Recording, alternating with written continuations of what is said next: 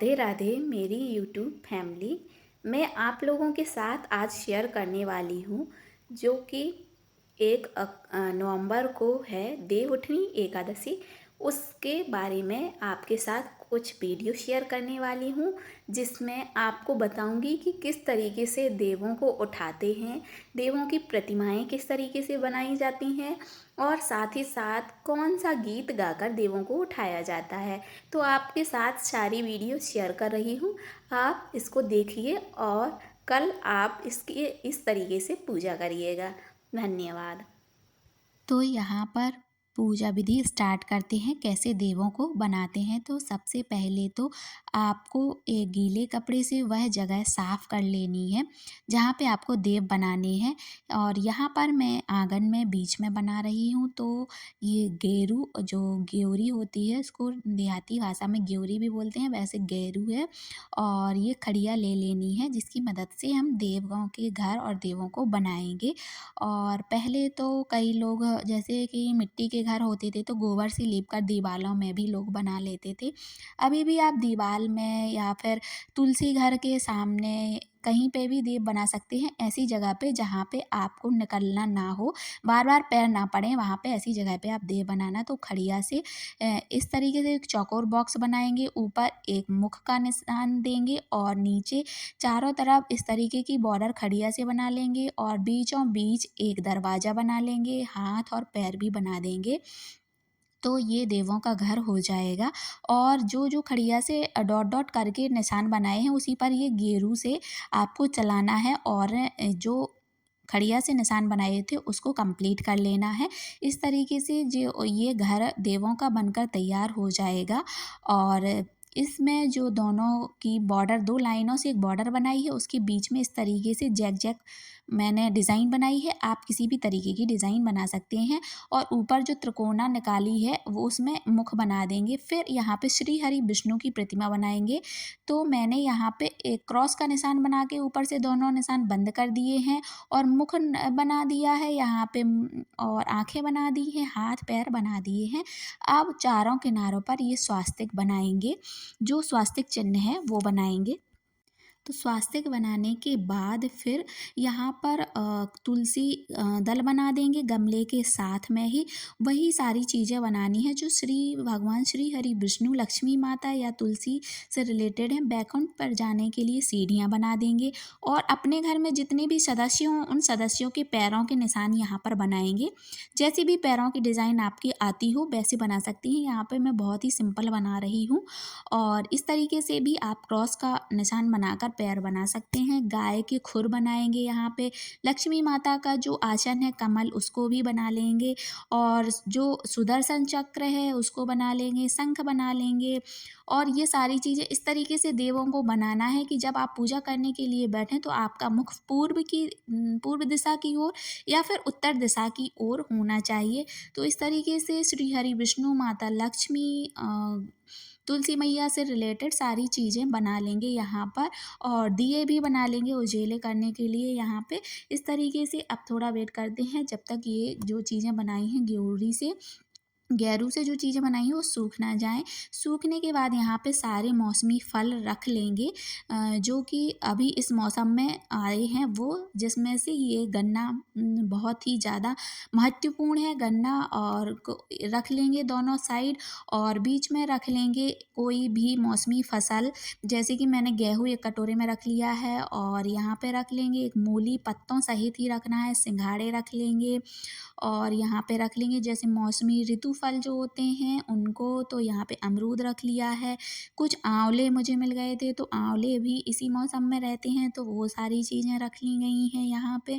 और यहाँ पे रख लिए हैं सेम, कुछ सेम की फलियाँ मिल गई थी तो वो कॉटन रख लेंगे। जो इस मौसम की फसलें हैं वो सारी चीज़ें रख लेनी है। और ये सारी चीज़ें दिन में ही कर लेनी है। दिन में किसी भी टाइम आप कर सकते हैं। कुछ भी मिठाई आप रख लें जो घर में बनाई हो या फिर मार्केट से एक घड़े, एक कलश में, मिट्टी के घड़े में या छोटा वाला रहता है जो, उसमें जल भरकर रख लेंगे, क्योंकि ये गाने में भी निकलता है, कोरा कलश मीठा पानी उठो देव पियो पानी, तो वो भी रख लेंगे। एक शुद्ध घी का आरती बना के रख लेंगे और इसको किनारे पर ही रखेंगे, क्योंकि जब शाम को देव उठाएंगे तो ये आसानी से बिना सामान उठाए ही इसको आसानी से जला लें, तो इसको किनारे पर ही रखेंगे। अब ये जो सारे सामान रखे हैं, इसको ढकने के लिए एक बर्तन ले लेंगे, चाहे आप एक बांस की डलिया ले लें या फिर कोई स्टील का बर्तन ले लें, या जो नया बर्तन हो उसको ले लें, या फिर जो घर की परात है वो भी जूठी नहीं मानी जाती, तो उसको भी ले लेंगे। ऐसा बर्तन लेना है जिसमें ये सारी चीज़ें ढक जाएं। ढकने के बाद फिर हाथ जोड़कर विनती करेंगे, और शाम के टाइम जब सूर्य अस्त हो जाए तब घर के सभी सदस्यों को बुला लेंगे, और सभी सदस्यों को बुलाने के बाद ही देवों को उठाएंगे। और सूर्यास्त के पहले आपको इस बर्तन को बिल्कुल भी हिलाना डुलाना नहीं है। अब सूर्यास्त होने पर जब सब सदस्य आ जाएंगे घर के, तो आपको हाथ जोड़कर विनती करनी है, निवेदन करना है, देवों से आग्रह करना है कि हे देव, आप अपनी योग निद्रा से जागिए और आप अपनी सृष्टि के संचालन के कार्यभार को संभालिए। और तालियां बजानी है आपको इसके कहने के बाद, या फिर आप शंख बजा सकते हैं, या फिर गरुड़ जी बजाएंगे, या फिर आप थाली बजाकर ये चीज़ें कह सकते हैं। तो इस तरीके से आप जो थाली बजाएंगे उसमें आप स्वास्तिक बना लेंगे, और चारों तरफ इस तरीके के जैसे आपको दिखाई दे रहे हैं निशान भी बना लेंगे। अब चलिए देवों को उठाते हैं, और देवों को उठाने वाला गाना आपको सुनाते हैं। तो किस तरीके से स्टार्टिंग करते हैं। उठो देव बैठो देव, पाटकली चटकाओ देव, आषाढ़ में सोए देव, कार्तिक में जागे देव, कोरा कलश मीठा पानी उठो देव पियो पानी, हाथ पैर फटकारो देव, अंगुलियां चटकाओ देव, कुंवारों के ब्याह कराओ देव, ब्याहों के गौने कराओ देव, तुम पर फूल चढ़ाएं देव, घी का दिया जलाएं देव, आओ देव पधारो देव, तुमको हम मनाएं देव। इस तरीके से आपको करनी है। अब अपने घर के सदस्यों का नाम लेना है। तो जैसे मेरे घर में 2 बेटे हैं, तो मैं उनका नाम लूँगी किस तरीके से।